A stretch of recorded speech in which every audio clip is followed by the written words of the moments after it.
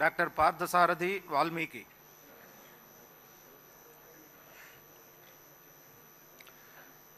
Doctor Parthasarathi Valmiki అని నేను శాసనసభ్యుడిగా ఎన్నికైనందున శాసనం ద్వారా నిర్మితమైన భారత రాజ్యాంగం పట్ల నిజమైన విశ్వాసం, విధేయత చూపుతానని, భారతదేశ సార్వభౌమాధికారాన్ని, సమగ్రతను కాపాడుతానని, నేను స్వీకరించబోయే కర్తవ్యాన్ని శ్రద్ధాశక్తులతో నిర్వహిస్తానని దైవసాక్షిగా ప్రమాణం చేస్తున్నాను.